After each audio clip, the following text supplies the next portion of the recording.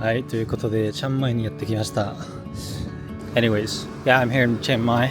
As soon as I got here, like, I was inside the Uber, the Grab. Even just like looking at the city from the car, I knew I would love it, like, immediately. Mes premières impressions se sont confirmées. A lovely little city. It's a lot more chill than Bangkok, that is for sure. I mean, this right here is a little bit noisy because I'm in one of the main arteries in Chiang Mai, but it is pretty loud. But trust me, any other street is going to be a lot more quiet and super, super nice looking. I'm really loving the vibe of this city. It's like, I mean, you'll see, it's like festive. There's like a lot of singers and bands playing on the streets, but it's like a chill festive.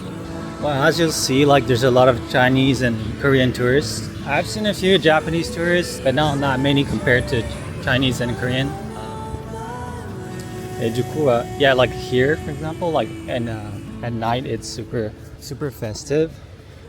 There's like a band playing, and there are singers over there as well, and you know, with these food stalls, avec les inscriptions japonaises toujours. Pareil dans les supermarchés, il y a énormément de produits japonais. Et même les produits thaïlandais, bah, ils mettent des inscriptions japonaises, j'imagine pour c'est un gage de qualité, du moins qualité perçue. Japanese style. 今現在は11時なんで、あまり、何もやってないんですけど、はい、夕方くらいになると、ここはもう本当に賑わって、I'm just gonna go inside this shopping mall right here. I've got something to do inside. So I'm waiting to cross the road right here to get inside the mall. But these lights are like super long. So literally 5 minutes of waiting at least every single time. These are the longest lights I've ever encountered, like ever.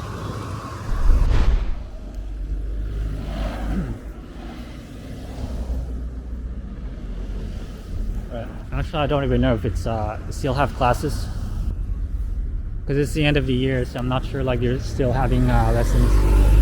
And as you can see, it snowed heavily in the last few days, so it's like it's all white. It's beautiful. Allez. I think this is the longest time I've waited to cross the road. It's been like 3 minutes. Right, finally. Scuzați, bună. Caut facultatea de biologie. Știți unde e? Biologia. Noi acolo este intrat pe ușă, este domnul care vă dă informația. Ah, ok. Da, mulțumesc. Bună ziua. Știți unde este facultatea de biologie aici? Bloc 3. Se poate merge pe aici? Nu? Și de pe teritoriul la vale și nu la colț, dar la mijloc. Da, am înțeles. Mulțumesc. Alright, so I gotta get out of the I'm gonna be late. I really don't like walking into a classroom and everyone like looks at me because I've experienced it many times when I was in high school and I was late all the time, every day basically. And so usually, I mean, now there's less people because it's super hot, but usually like there's like a huge ass crowd like forming here. Yeah, anyways, before I forget, I wanted to thank all the people who've left comments under my videos because, you know, I was absent for a couple years from YouTube, and still there were some people who left me comments. I really wanted to thank you before I forget, and I really appreciate it. I actually forgot to say this in my last video. Yeah, see, by the way, we're still waiting. I think it's been 5 minutes. Alright, let's go inside the shopping mall of illusions.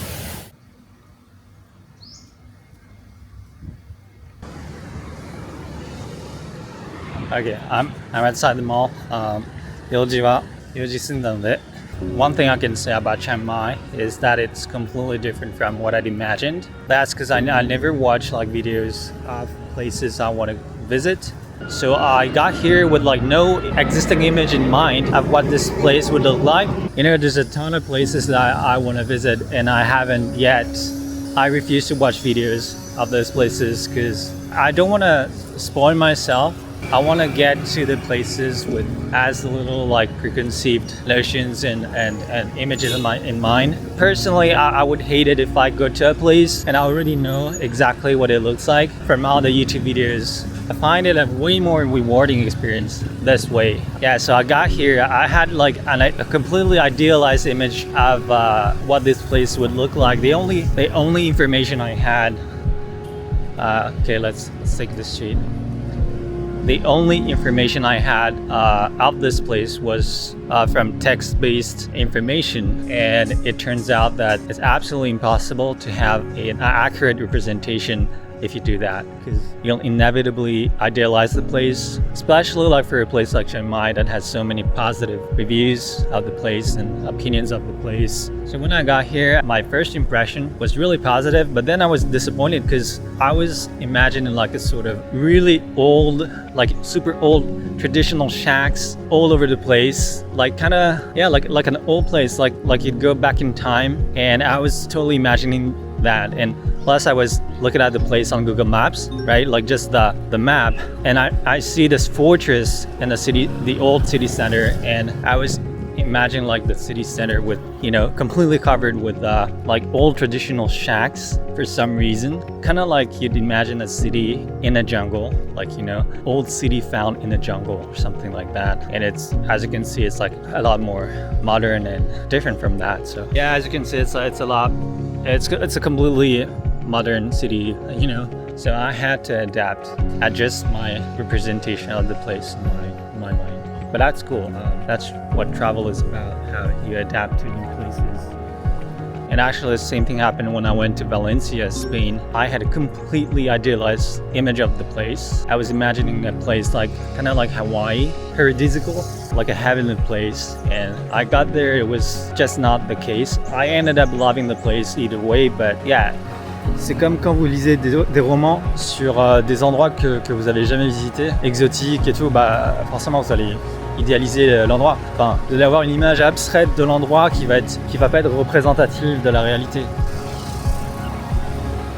You can see the mountains. Wow, looking nice. I recently saw this video of a robot in China, like an android in China. I mean, obviously it's not a real android, it's a woman pretending to be an android, but I was absolutely fascinated by the video because, so basically this guy is filming the robot. They walk through the streets, you see people's reactions, passers-by, a huge crowd gathers around the robot, and a lot of people like are really surprised because the woman is so good at like mimicking an android that a lot of people like they're when they first see her, like they're not sure whether it's a real robot or not. That was super fascinating for me because it seemed to me that I was watching a vlog from the future when the first androids will inevitably hit the streets for the first time. I was like, this is what I'm watching, right? I'm watching a scene from the future. I don't know when, maybe in 2030, 2035, you know, with the current advancement of AI, it might take less time than I initially thought. Yeah, I'm talking like I'm an AI Android expert, but it'll be crazy. And I was like, that's what I'm watching, but like 10 years before it actually happens. And that was a really surreal feeling, like while I was watching the video of the vlog. It's like I'm watching a scene from the future. You know what I mean? It's like a super weird feeling. Wow. I am loving this. Vous voyez les montagnes là, j'ai remarqué la même chose quand j'étais à Bishkek, au Kyrgyzstan. J'adore les villes, on voit les montagnes là en arrière-plan, c'est... Alright, welcome to Kyrgyzstan. So this is a country and a region, Central Asia, that I've been wanting to visit for a long time. I can't believe I'm finally here. Okay, this doesn't look quite as impressive as in real life. It's quite amazing. I mean, look at this. I think it's the Tian Shan, like mountain chain. All right. The hell? I mean, just look at this. What an amazing view. And this is like main central square of Bishkek. You can't get like any more central than this. Wow, what an amazing view. See, with the sunset right here. Wow, can't believe it. I can't believe it. Je devrais aller à Daegu en Corée. Je pense que c'est pareil, c'est entouré de montagnes.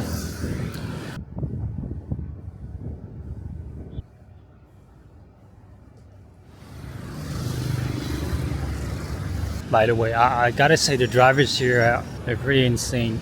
中央アジアを思い出しますね、この運転の荒さっていうのが。It might be even worse than Kyrgyzstan and Kazakhstan, because here like they never stop. They absolutely never stop and let you cross the road. I've been almost run over a few times.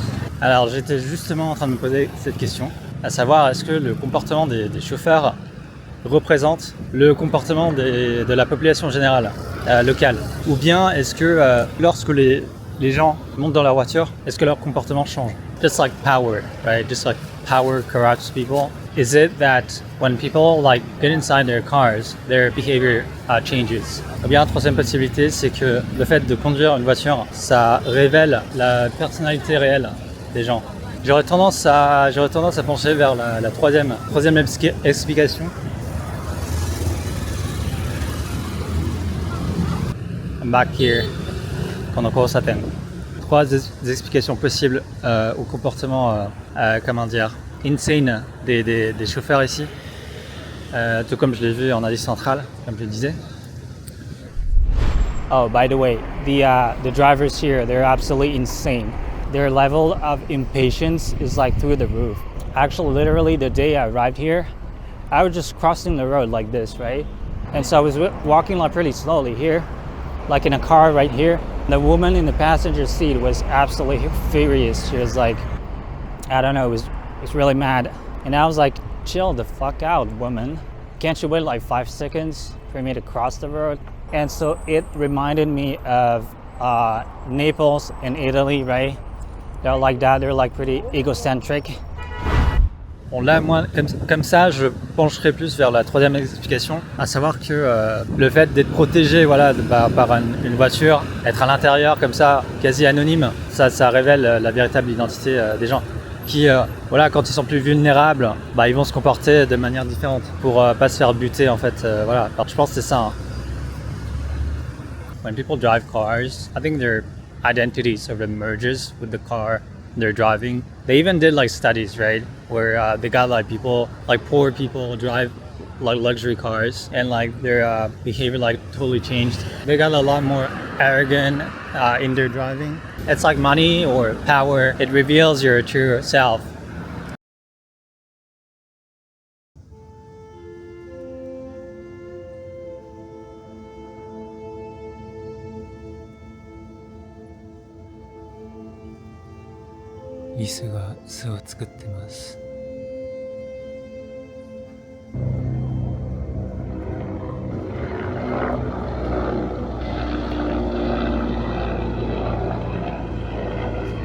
I've been watching this squirrel build this nest for a while now. It's so fascinating. I don't know why, like there's something moving about watching other animals living their lives. Ishokenmei. I mean, this is the feeling that I get every time I watch David Attenborough's documentaries, like Planet Earth, for example. Watching like animals like struggle to survive. I don't know. There's something moving to it, and I'm feeling the same thing right now. Observing this squirrel. I remember watching Planet Earth, and there's a scene where you have the baby, whatever animal. As soon as it's born, it has to run for its life. Immediately upon being born, there's like a predator that hunts for it, and it has to like run for its life. And I remember getting super emotional like watching one of those scenes. And I don't know, I'm feeling something similar right now. Watching this tiny little squirrel doing its best to build this nest. How does it know? How does it know that it has to build this thing by cutting down some little branches on the very top of a 30-meter tall tree, maybe 40 meters? You might think to yourself, how absurd this is, how pre-programmed and constricted it feels. It's just building nests as its genes tells it to, and that there's nothing free in it, repeating a pattern of behavior that is ingrained in its genetic material. It's akin to a robot, and when you watch ants building their nest and retrieving food for its colony, you're like, yeah, they're just pre-programmed robots devoid of free will. But actually, if you look at us human beings from afar, what we do might look as contrived and as pre-programmed as what this scroll is currently doing, or what ants do. It's just that in the midst of it, we might not perceive it that way, and it looks like we have free will and that there is meaning to what we do. But from a scroll, our whole patterns of life might look utterly meaningless, and I think this is probably closer to the ultimate truth. Here comes the plane.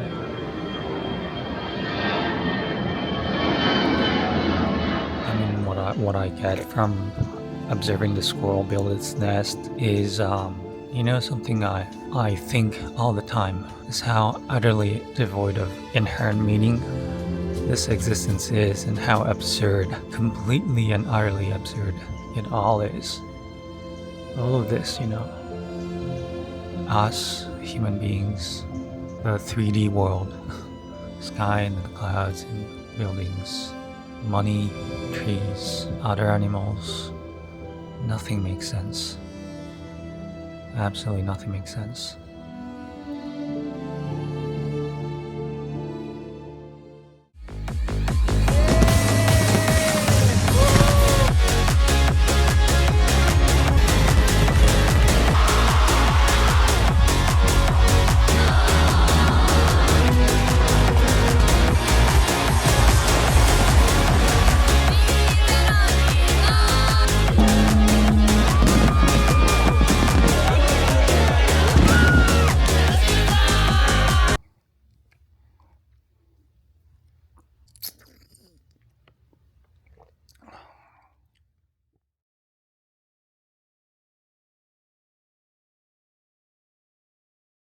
Alright, so today is January 10th.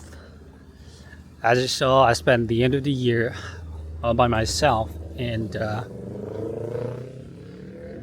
so if you're like me and you spend Christmas with your family that doesn't give a shit about you, and then New Year's Eve by yourself, you're not the only one.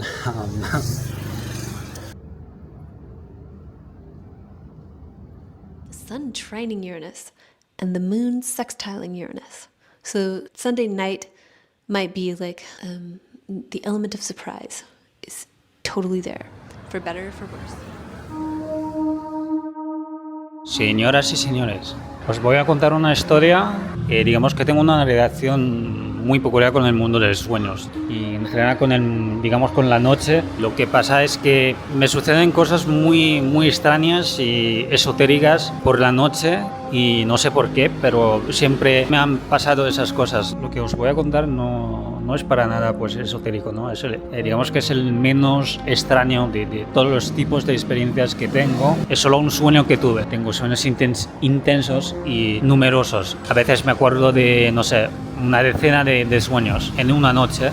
Me sucede esto bastante a menudo. Al despertar me acuerdo de una palabra, un nombre o una serie de números, ¿no? O lo que sea, pero que nunca jamás en mi vida he oído. O sea, es la primera vez que me encuentro con aquella palabra pues en mi vida, ¿no? En ese sueño. Cada vez que me sucede esto, lo que hago es que busco esa palabra en Google para ver lo que me saca, ¿no? A veces he tenido resultados muy interesantes. O sea, cosas, lugares que jamás en mi vida hubiera pues buscado por mi cuenta. Lugares súper aislados y cosas así. Y a veces O sea, me pasan como sincronicidades de la puta madre. O sea, esta vez, pues hace unas semanas, la palabra, pues el nombre que me acordaba pues al despertar era Harrington, una palabra que obviamente nunca había pues oído o visto en mi vida, pero me extrañó mucho, pues como lo hago cada vez que me sucede esto, ese tipo de cosas, busqué esa palabra en Google y busco esa palabra y me saca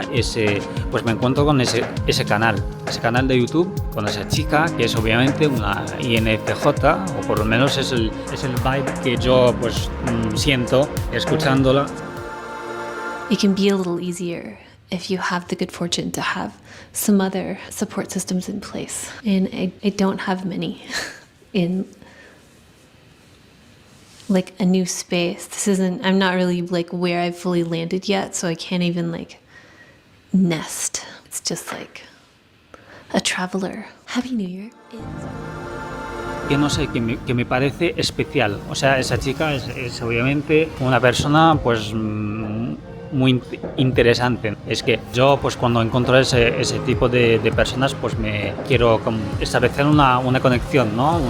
Lo que pasa es que bueno, veo unos vídeos de ese canal, de ella, y pues habla de temas bastante, digamos, esotéricas. Por lo menos tenéis esa vibe, o sea, que trata del horóscopo y cosas así. Bueno, esa palabra Harrington es que es mi inconsciente que me sacó esa palabra que, bueno, yo personalmente no conocía para nada, o sea, por lo menos conscientemente. Y bueno, al soñar con aquella palabra, me puso pues a buscar ese nombre en internet y me encontré con ese canal. Y pues nada, es que solo quería dejar esto pues en manifestar y reificar ese fenómeno, o sea, esa cosa, pues no tengo ninguna conclusión o algo así, pero bueno, simplemente os quería contar esto.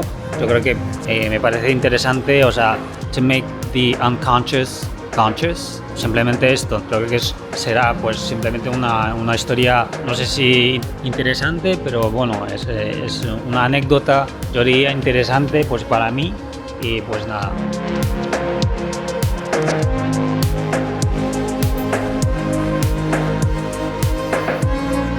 Вот, ну это все. Я просто хотел рассказать вам этот, анекдот.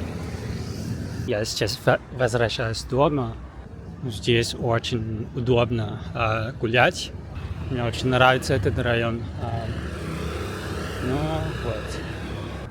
Ну, посмотрите. Очень много кондо здесь. Ну, эти здания все, мне кажется, что все кондо. Но в основном я иностранцев. Так что очень много вот корейцы и китайские здесь туристы, которые вот проживают здесь. Проблема в том, что я не знаю, я забыл куда вот дома. Куда или туда? Я забыл. Мне кажется, что туда. Я сейчас вспомню. Дорога. Возвращаюсь дома. Я был в магазин, в этот торговый центр, который вы видели, да? Здесь действительно очень удобно в Chiang Mai. Мне так нравится. И как вы видите, здесь написано на японский. Один.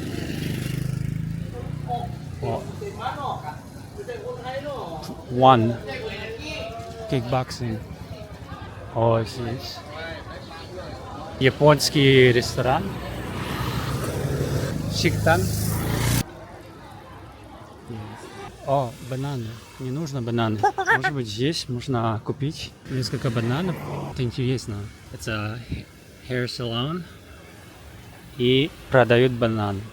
Интересно. Там есть места, где я куплю вот бананы обычно. Давай покупаем несколько бананов. Окей, я купил бананы. Спасибо за просмотр и увидимся на следующее видео. Я не знаю, когда, но пока-пока.